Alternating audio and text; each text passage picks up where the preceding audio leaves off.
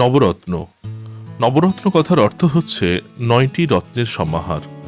এই ৯টি রত্ন অর্থাৎ ৯টা সবজি দিয়েই একটা সুন্দর সুস্বাদু একটা রেসিপি আমি আপনাদের সঙ্গে আজকে শেয়ার করব।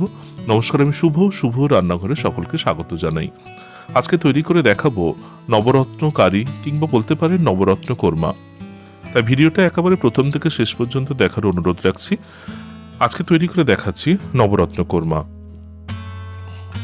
নবরত্ন বানানোর জন্য আমি কিছু সবজি নিয়ে নিয়েছি। প্রথমে সেগুলো একটু দেখিয়ে দিই। প্রথমে গাজর, বিন কড়াই, টমেটো, আলু, কাঁচা লঙ্কা, মটরশুঁটি, ফুলকপি আর দেব ক্যাপসিকাম। সেগুলো পরে পরে আপনাদের সঙ্গে দেখাবো এবং তার কথাও আপনাদের সঙ্গে একটু শেয়ার করব। প্রথমে কড়াইতে একটুখানি সাদা তেল দিয়ে গরম হয়ে যাওয়ার পরে প্রথমে আলুগুলো একটু ভেজে নিচ্ছি। শীতের শুরুতেই আমরা অনেক ধরনের সবজি দেখে থাকি। এই সবজিগুলো তো আর সবসময় পাওয়া যায় না, তাই এই রান্নাটা কিন্তু শীতের জন্য একদম বেস্ট।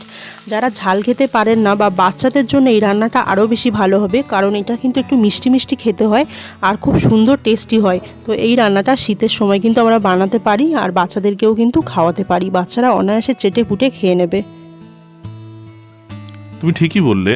এরপরে আলুটা কিছুক্ষণ ভেজে নেওয়ার পরে আমি গাজরগুলো একটুখানি ভেজে নিচ্ছি। তারপরে বিনসগুলো সেটাকে আমি এর মধ্যে তুলে দিচ্ছি। আমি সমস্ত সবজি একটু বড় বড় কেটেছি এবং ভালো করে ধুয়ে পরিষ্কার করে তারপরে এগুলোকে ভালো করে ভেজে নিচ্ছি। এগুলো সব কিছু ভেজে নেওয়ার পরে তারপরে আমি ফুলকপিটা দিলাম। প্রথমে ফুলকপিটা দেওয়ার প্রয়োজন নেই। প্রথমে ফুলকপি দিলে তেল অনেকটা টেনে নেবে, তাই ফুলকপিটা একটুখানি পরেই দিতে হবে। আর শীতের কথা বললে সবজি হয়তো অন্য সময় পাওয়া যায়, কিন্তু পুষ্টিকর সবজি কিন্তু এই শীতকালেই আমরা পেয়ে থাকি। এইভাবে সমস্ত সবজিগুলো ভালো করে ভেজে নেওয়ার পরে এবং শেষের দিকে আমি মটরশুঁটিটা ছাড়িয়ে ভালো করে ধুয়ে সেটাও কিন্তু আমি এর মধ্যে ভেজে নিচ্ছি। এরপরে একটা তেজপাতা আর গোটা গরম মশলা অর্থাৎ দারচিনি, এলাচ এবং লবঙ্গ তিনটে করে দিয়ে আমি এর মধ্যে মিশিয়ে একটুখানি নেড়ে চেড়ে নিচ্ছি। এরপরে আমি 1 চামচ আদা বাটা দিয়ে দেবো। আদা বাটাটা দিলে কিন্তু এর স্বাদটা কিন্তু দারুণ সুন্দর হবে। আদা বাটাটা দেওয়ার পরে কিছুক্ষণ কষিয়ে নেওয়ার পরে আমি 4টে কাঁচা লঙ্কা চিড়ে এবং একটা টমেটো ছোট ছোট টুকরো করে এর মধ্যে দিয়ে দেবো। এরপরে আমি একটা পেস্ট তৈরি করব, সেটা হচ্ছে পোস্ত, কাজু বাদাম আর চারমগজ। এটা আমি 3 চামচ পেস্ট তৈরি করব, যেটা আমি টক দই 200 গ্রামের সঙ্গে এটাকে আমি পেস্ট বানিয়ে নেব। এদিকে ভালো করে এটা নেড়ে চেড়ে নেওয়ার পরে আমি দিয়ে দিচ্ছি স্বাদ মতো নুন। আর নুনটা দেওয়ার পরে আমি কাছাকাছি 1 চামচের মতো ধনের গুঁড়ো দিয়ে দিচ্ছি।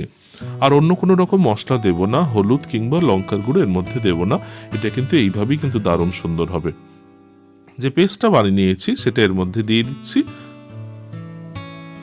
দিয়ে ভালো করে একটুখানি নেড়ে চেড়ে নিচ্ছি। একটু জলের প্রয়োজন, তাই আমি মিক্সার গ্রাইন্ডারের জারের মধ্যে আমি আরও 1টা বাটি জল এর মধ্যে মিশিয়ে ভালো করে আমি ধুয়ে এর মধ্যে দিয়ে দিচ্ছি। এরপরে আমি পনির দিয়ে দেবো। আমি 150 গ্রামের মতো পনির কেটে ছোট ছোট কিউব সাইজের কেটে নেব। কেটে তারপরে আমি পনিরগুলো এই সময় দিয়ে দিচ্ছি। পনির কিন্তু আপনারা একেবারে প্রথমে ভেজেও কিন্তু দিয়ে দিতে পারেন, কোনো সমস্যা নেই, কিন্তু আমার পনির এইভাবে দিতে ভালো লাগে তাই আমি এখন দিচ্ছি। পনিরটা কিন্তু আপনারা ভেজেও কিন্তু দিতে পারেন। পনিরটা দেওয়ার পরে আমি দিয়ে দেবো ক্যাপসিকাম কুচি। ক্যাপসিকাম 50 গ্রামের মতো দিচ্ছি। ক্যাপসিকামটা এখন দেওয়ার অর্থ হচ্ছে একটু কাঁচা কাঁচা ক্যাপসিকাম খেতে ভালো লাগে, তাই এখন দিলাম। আপনারা চাইলে একেবারে প্রথমে কষার সময় কিন্তু ক্যাপসিকামটা যোগ করতে পারেন। এরপরে কিছুক্ষণ ফুটে গেলে আমি 1 মুঠো কিশমিশ দিয়ে দিচ্ছি। এটা দিলে কিন্তু স্বাদটা একটু মিষ্টি মিষ্টি হবে, খেতেও দারুণ লাগবে। এবং স্বাদটাকে ব্যালেন্স করার জন্য আমি শেষে 1 চামচ চিনি দিয়ে দিলাম। চিনি দিয়ে একটুখানি নেড়ে চেড়ে নিচ্ছি। রান্নাটা প্রায় আমার শেষের দিকে, এবং রান্নার একেবারে শেষের দিকে আমি অল্প একটুখানি গরম মশলার গুঁড়ো দিয়ে দিচ্ছি। গরম মশলার গুঁড়ো যদি না থাকে তাহলে আপনারা জিরে গুঁড়োও কিন্তু ব্যবহার করতে পারেন, তাতেও কিন্তু দারুণ সুন্দর হবে এটা খেতে। আর রান্নার একেবারে শেষে আমি উপর থেকে 1 চামচের মতো ঘি দিয়ে দিচ্ছি। ঘি দিয়ে রান্নাটা আমি কিন্তু শেষ করব। তুমি যখন এই রান্নাটা বানাচ্ছ তাহলে আমি একটুখানি পরোটা বানাই, জানো, কারণ এটা দিয়ে ভাত ঠিক জমবে না, পরোটা দিয়ে খেতে বেশ ভালো লাগবে। তো আপনাদের যেটা দিয়ে খেতে ভালো লাগবে সেটা দিয়েই খাবেন। আমি তাহলে একটু পরোটা বানাই আজ। দেখুন আজকে কতটা সুন্দর হয়েছে আজকে নবরত্ন কোরমা। অবশ্যই এইভাবে বানাবেন, একেবারে হেলদি এবং একেবারে খুবই টেস্টি একটা খাবার। বাড়িতে অবশ্যই নবরত্ন বানাবেন, বিশেষ করে শীতকালে সমস্ত সবজি একসঙ্গে বানালে সমস্ত পুষ্টি আমাদের দেহের মধ্যে চলে যাবে। শুধুমাত্র বড়রা নয়, ছোট ছোট বাচ্চাদের জন্য কিন্তু এটা দারুণ উপকারী। আর যেহেতু এর মধ্যে ঝাল প্রায় নেই বললেই চলে, তারা কিন্তু এটা একেবারে চেটে পুটে খাবে, একেবারে হাত চেটে খাবে। অবশ্যই বাড়িতে বানাবেন। জানেন তো আমাদেরও একটা ছোট্ট মেয়ে রয়েছে, আর আমার মেয়ে কিন্তু এই পনিরটা খেতে মানে এই রান্নাটা খেতে খুব ভালোবাসে, আর তার থেকে বেশি পনিরগুলো বেছে বেছে খেতে এত ভালোবাসে। তাই আপনারাও বানাবেন, আশা করি খুব খুব ভালো লাগবে, খুব টেস্টি হবে। তো সবাই ভালো থাকবেন, সুস্থ থাকবেন, সবাইকে টাটা।